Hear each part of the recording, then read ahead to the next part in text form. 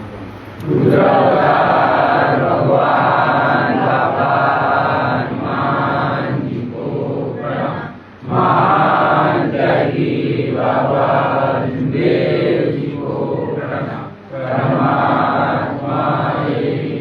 परमपूज्य परमात्मा सेवकमंडळ किमती नागपूरच्या वतीने रुद्रावतार भगवान बाबा हनुमानजी बहुउद्देशीय सेवक संस्था वाडीच्या अंतर्गत आज आपल्या छत्तीसगडामध्ये ठरल्याप्रमाणे मासिक हवन कार्य नुकतेच पार पडले आहे।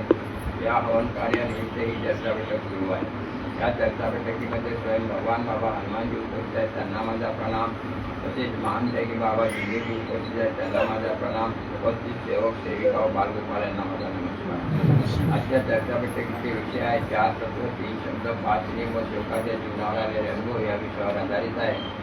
तरी मी थोडक्यात मार्गदर्शन करीत आहे। मार्गदर्शन करताना माझ्याकडून काही चुकून होत असतात तर भगवान बाबा हनुमानजी तसेच महान त्यागी बाबा जिंदगी उपस्थित सेवक सेविका व बालगोपाल मला क्षमा करतील अशी मी सगळ्यांना विनंती करतो आणि थोडक्यात मार्गदर्शनाला सुरुवात करीत आहे। तर सर्वप्रथम म्हणजे संतोषी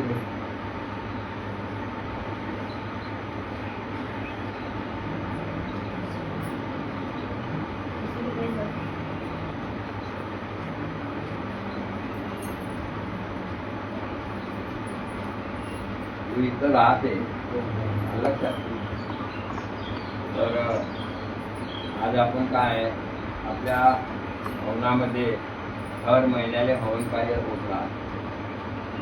आता तुम्हाला तर कोणाला चिंता आहेच नाही त्याची की आपल्या हवनामध्ये हवन कार्य आहे तर आपल्या इकडे तिकडे काही काड्या मिळते गोळ्या मिळते आणल्या पाहिजे। लोक फक्त नेण्याची सोचतात ऐकतात। म्हणून आपण जेव्हा कोणाला काड्या देतो किंवा गोळ्या देतो तर त्या सांभाळून द्यायच्या। असलं तर आज मला समजलं की तुमच्या हवनामध्ये काड्या आहेत। किती काड्या आहेत? तरी पण कमीच आहे ना। कोणालाही देताना पहिले आपला विचार करायचा किंवा आपल्याजवळ कोणती वस्तू असो प्रत्येक माणसाला हा विचार करायचा की आपलं होऊन जर काही वाचत आहे तर दुसऱ्याला मदत करायची।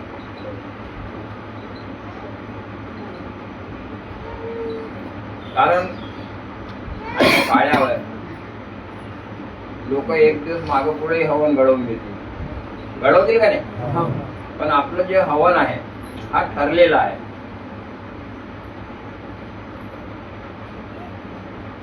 आणि बरसात लागल्यावर काही वाढल्या काळ्या मिळतील असं जरुरी नाही आहे लक्षात। म्हणून कोणती वस्तू या भवनातली देताना पहिले विचार करा।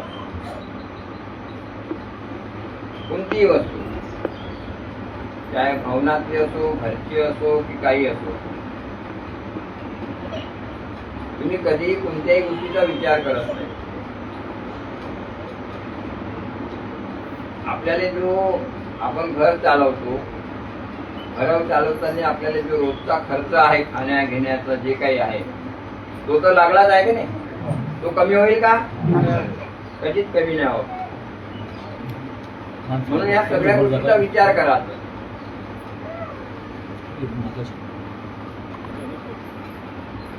असं नाही का आपल्याजवळ कारण दुसऱ्याला दिलेली वस्तू किंवा पैसा हा वेळेवर भेटल हे जरुरी आहे का? मग आपल्याला विचार करावा लागते की मी काय करू। म्हणून कोणाने कोणती वस्तू देताना प्रत्येक सेवकानं विचार करायचा। आपल्याजवळ पैसा आहे तर खर्च करताना त्याला विचार करायचा। जरुरी आहे तेच वस्तू घ्यायची, जे जरुरी नाही जेपर्यंत आपल्याजवळ मुबलक पैसा होत नाही तेपर्यंत ती वस्तू घ्यायची नाही।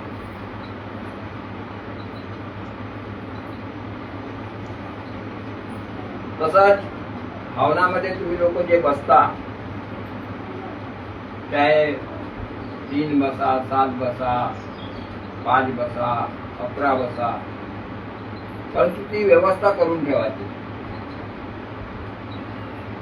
ते वेळेवर आपण हे बोलणं नाही झालं पाहिजे की तू इकडे सरक रे, तू तिकडे सरक रे, तुम्ही तिकडे सरक रे. पद्धतशीर आपण त्याची पहिले हे करून टाकायचं की आपल्याला कुठं बसायचं आहे, आपला हात तिथं हवनापुरतं पडू शकते का नाही, नाही तर मग नाही बसायचं.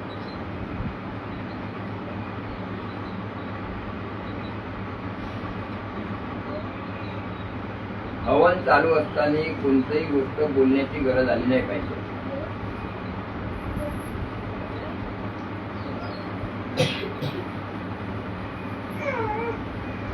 तसंच आपण हवनामध्ये आपला हवन चालू असताना आपण तूप ठेवतो, तो बरोबर त्या हवन संपेपर्यंत पुरलं पाहिजे. मधातच काय होते मग आपल्याला माळ जपता थांबावं लागतं. ते गरज पुरू देऊ नये. म्हणून त्याची पहिलीच व्यवस्था लावायची की आपल्याला त्या ठिकाणी कोणती वाटी ठेवायची आहे की काय करायचं आहे, ते जेवढं आपल्याला तेवढं पुरलं पाहिजे. म्हणजे त्याच्यात अडथळा निर्माण होत हे समजून जायचं माणसं.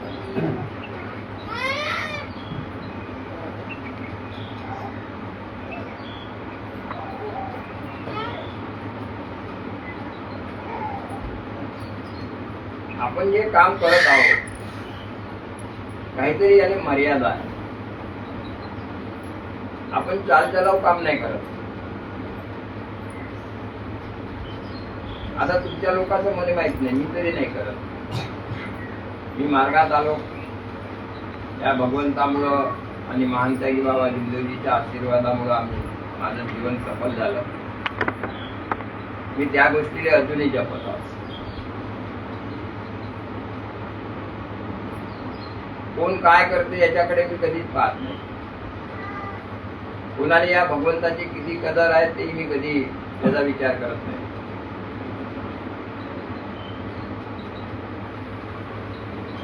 काय ते भावनाबद्दल असो की हवनाबद्दल असो की कोणत्या कार्याबद्दल असो की कार्यक्रमाबद्दल असो, या भगवंतामुळे माझं चांगलं झालं आणि त्या भगवंताची सेवा करणं हा माझा पहिला कर्तव्य आहे. काही लोकांचं असं आहे ज्या वेळेला त्यांच्यावर दुःख राहते त्यावेळेला ते पूर्ण परिवार त्या एखाद्या व्यक्तीच्या मागे लागत राहते. बहुत परेशानीमध्ये राहते. त्यावेळेला त्याला काय सहन करावं लागत असेल त्याचं त्यालाच माहिती. परंतु आज जर तो सुखी झाला तर तो हा विचार करत नाही की मी सुखी कुणामुळे झालो.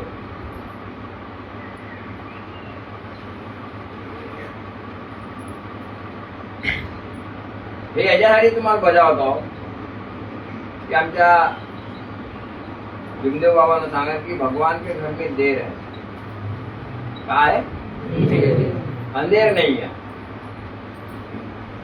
तुम्ही मार्गात येऊन जर सुखी झाले आणि जर तुम्ही आज अतिपणा करून राहिले असेल तर एक ना एक दिवस त्याचा पश्चाताप तुम्हाला करावं लागेल. त्याच्यात काही शक नाही.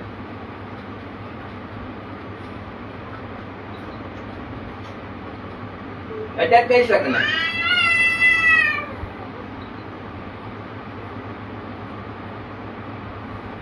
दुसरी गोष्ट, तुम्ही अंदर बसा ना, जागा आहे ना तुम्हाला. अशा गोष्टी बोलणं नाही पाहिजे. प्रत्येक माणसाला अशी आवड पाहिजे की आपण सामोर जाऊन बसलो पाहिजे. हर वेळेला नेहमी मला बोलावं लागते की तुम्ही समोर या, तुम्ही समोर सरका, समोर या. हे बेकूफ लोकांचे काम आहे. म्हणजे तुम्हाला बुद्धी नाही असं समजावं लागेल मला, किंवा मला बेकूफ समजतं.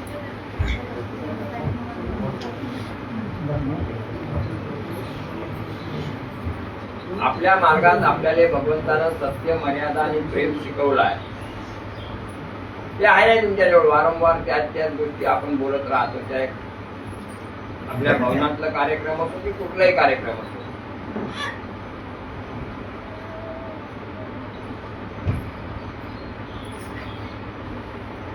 आणि याच्यामुळेच काय आहे, आपला जो मार्ग आहे, जे जुने लोक होते आमच्या भीमदेव बाबाच्या शब्दावर लक्ष दिलं नाही, त्यांच्या मार्गदर्शनावर लक्ष दिलं नाही. आणि त्याच्यामुळेच आज आपल्या मार्गाची परिस्थिती अशी आहे.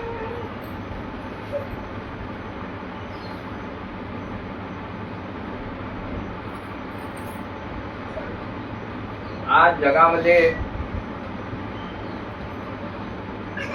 काय घडते त्याच्याशी मला काही घेणं देणं नाही. मी काय घडवलं आणि तुम्ही का पाहिलं. तुम्ही बिना बघून तर आले नाही माझ्याजवळ, आले का? हा, काहीतरी कारणानंच आले. त्या कारणामध्ये काय आपल्याला मिळालं आणि काय नाही मिळालं.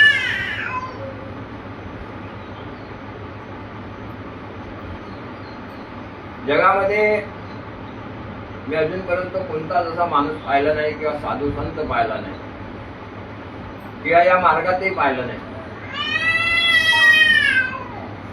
की तुम्ही एखाद्या व्यक्तीजवळ गेले आणि त्यानं तुम्हाला बिना औषध पाण्यानं तिथं बलावलं. अरे बलावले का नाही? आणि तुम्हाला बिना औषध पाण्याने या भगवंताची शक्ती का आहे हे तुम्हाला दाखवून देण्याचं काम या धर्तीवर मला नाही वाटत कधी गुन्हा असू शकते, पण मला नाही वाटत ते कोणी केलं असं वाटते का तुम्हाला? अरे कधी तुम्ही एवढ्या आयुष्य झालं तुमचं पाहिलं का? कधी नाही पाहिलं. आता या गोष्टीची तुम्हाला किती कदर आहे, या गोष्टीची तुम्ही काय आपल्या मनामध्ये भावना ठेवता हे मला नाही माहिती.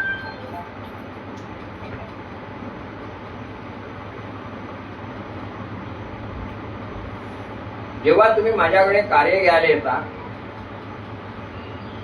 तेव्हा तुम्हाला मी सगळं काही प्रकार सांगतो, औषधी पासूनच टोटल, किंवा त्याच्या पहिलेच सांगून देतो आणखी कुठं जायचं असेल चालले जा, कोणत्या देवाच्याकडे जा असेल, धर्माकडे जा असेल, आणखी कोणती मंडळात जा असेल, चिंतीत जात असेल, मी कधी कोणाला मनाई केली? कधी मनाई केली? आणि जर शेवटचा रस्ता आहे तेव्हा माझ्याकडे या आणि असे या मर्यादे भगवत नाम कर. आज काय होऊन राहिलं, खूप वर्षापर्यंत तुम्हा लोकांनी बिना औषध पाण्याने जगवलं.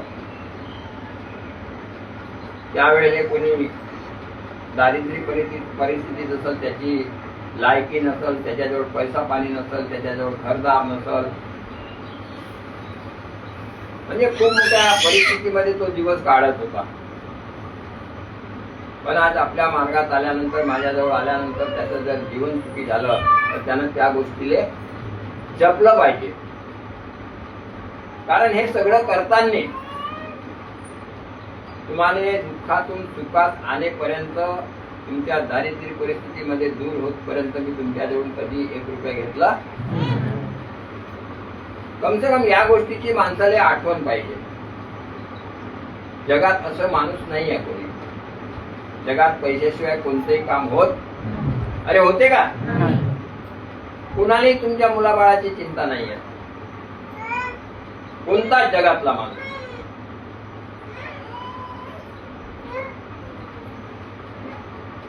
तुम्ही कोणत्या पुजाऱ्याकडे गेले, मांत्रिकाकडे गेले, याच्याकडे गेले, त्याच्याकडे गेले, या देवाकडे गेले, त्या देवाकडे गेले, परंतु बिना पैशानं काम झालं?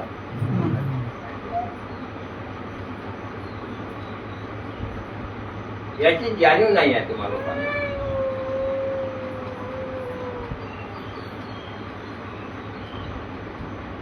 आज आम्ही जेव्हा जेव्हा माझ्याकडे काही असे खूप मोठे प्रसंग घेऊन लोक येतात आणि जेव्हा माझा भगवंत अशा प्रसंगातून जेव्हा मुक्त करते, मला त्या भगवंताची खूप हे वाटते की माझा भगवान किती महान आहे.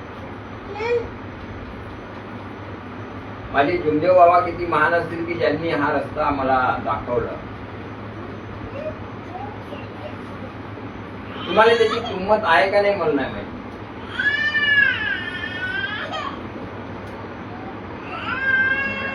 एखादा जर दुःखी व्यक्ती आपल्याकडे आलं आणि त्याचं दुःख दूर झालं नाही तर तो म्हणता हा कायचा मार्ग म्हणते का नाही, पण तो हे विचार करत नाही की मी कुठंतरी मार्गात काही खूप नाही आहे. खोट कोणामध्ये आहे?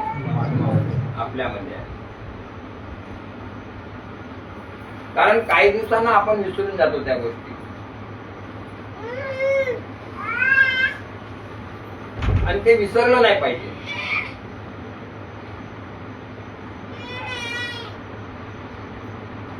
आणि याच्यातले काही लोक नेहमी माझ्यासोबत खेळतात, त्यांनी तर आवर्जून या गोष्टीवर लक्ष द्यायला पाहिजे.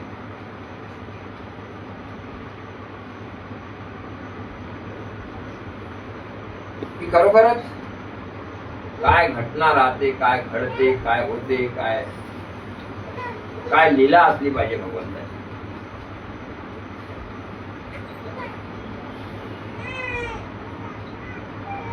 याचा गौर करत नाही माणूस, याचा विचार करत नाही.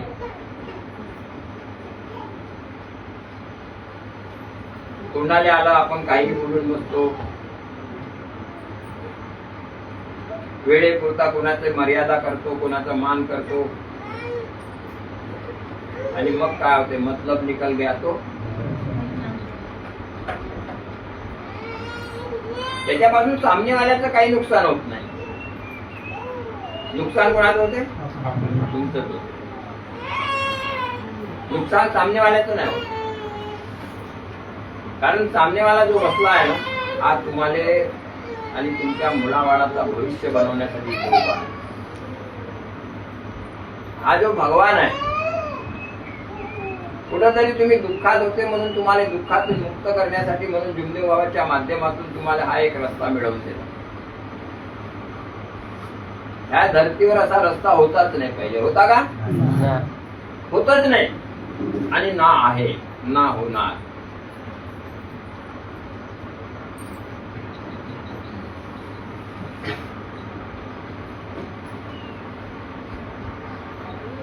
या लोकांची जाणीव नाही आहे तुम्हा लोकांना.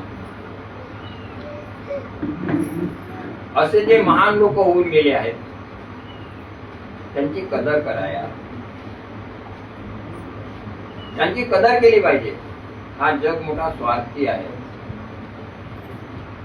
हा जग मोठा स्वार्थी आहे. जेव्हा आपण संकटात सापडतो तेव्हा आपल्याला कोणी साथ देत. आपण म्हणतो हा माझं, हा माझं, हा आपलं, कोणी कोणाचं नाही. प्रत्येकानं स्वावलंबी बनलं पाहिजे, स्वयंविचारी बनलं पाहिजे.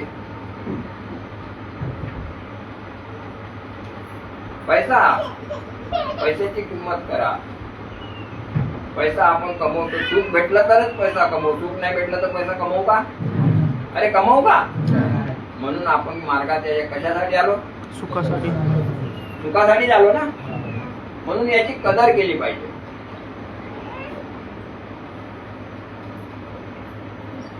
जेव्हा आम्ही कधी कधी कोणत्या परिवाराकडे पाहतो, आता त्या दिवशी मी साकोली गेलो होतो, ते कोणती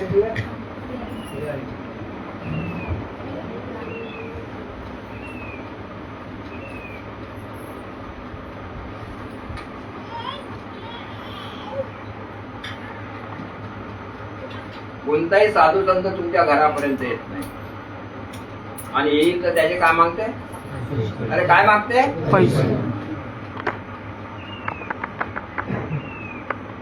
आज एक असा व्यक्ती आहे जो निष्काम आणि निस्वार्थ भावनेतून कसल्याही प्रकारे मनात शंका कुशंका न ठेवता एक मानव सेवा आपण करून राहिलेले आहोत.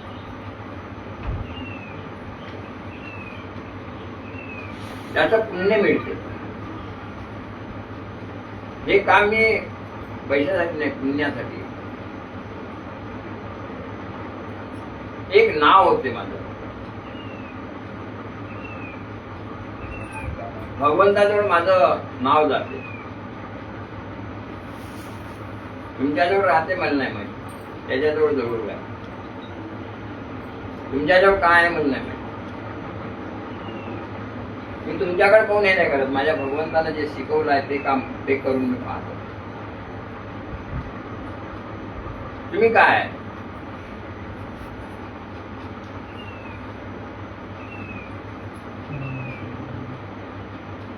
तुमचं जीवन जो आहे हा कोल्या कुत्र्यासारखा आहे. आमचं जीवन कोल्या कुत्र्यासारखं नाही. ठाम आहो आम्ही, ठाम. कोणी हरवू शकत नाही. ना धन, ना दौलत, ना आपलं, ना कुठलं.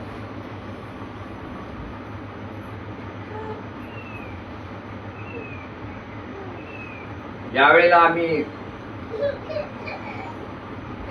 हे मार्गात यासाठी यांनी इच्छा व्यक्त केली, त्यावेळेला कदाचित हे पूर्वी भंडाऱ्यामध्ये भरती होती आहे ना, पटणकरी कुठं भंडाऱ्यातच होती ना, आयसीयू मध्ये.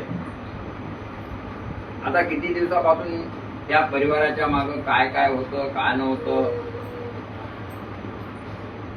किती त्यांच्या घरी एक बिमार, दुसरा बिमार, तिसरा बिमार, हे याले पैसे लावा, त्याले पैसे लावा, त्याले पैसे लावा. आणि शेवटी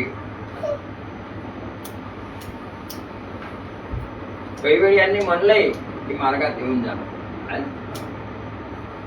पण जेथपर्यंत आखरी वेळ येत नाही माणसावर, तेथपर्यंत. आणि अशा परिस्थितीमध्ये त्या मुलीची हालत इतकी खराब होती. किती दिवसापासून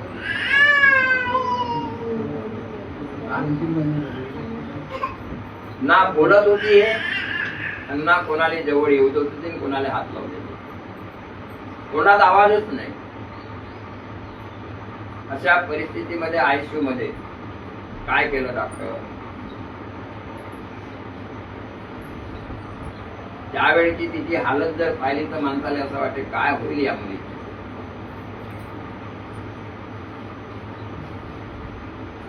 कारण इतकी बिकट परिस्थिती. आणि जे लोक, ज्या लोकांनी पाहिलं असेल त्यांनी हा विचार करायला पाहिजे.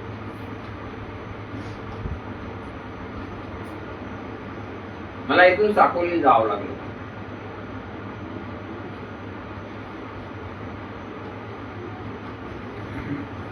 त्याच्यानंतर याने मार्गात आले, त्यांना बोलावलं. 3 दिवस या मुलीने माझ्याजवळ ठेवलं. तिसऱ्या दिवशी 2 दिवस मालिश केली. जे काही माझ्या भगवंताच्या माध्यमातून माझ्याकडून जमलं ते केलं. तिसऱ्या दिवशी सकाळी घरून विनंती केली आणि निघालो.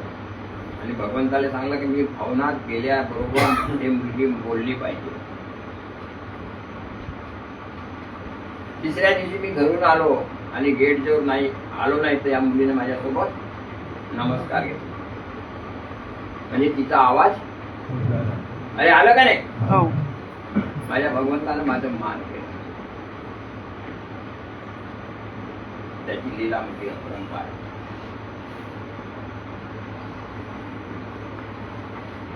मला अभिमान आहे माझ्या भगवंतावर.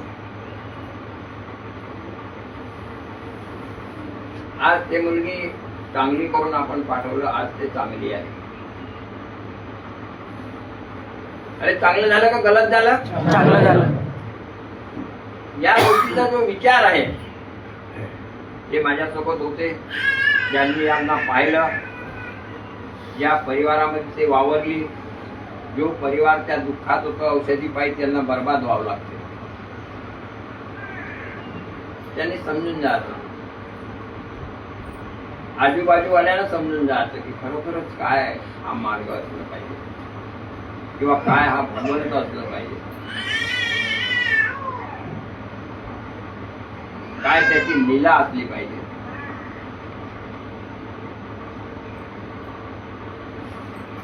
हा लीला तुम्ही घडवू शकता, परंतु तुमच्यामध्ये तो पॉवर नाही आहे. कारण का तुम्ही विश्वासघाती लोक आहात.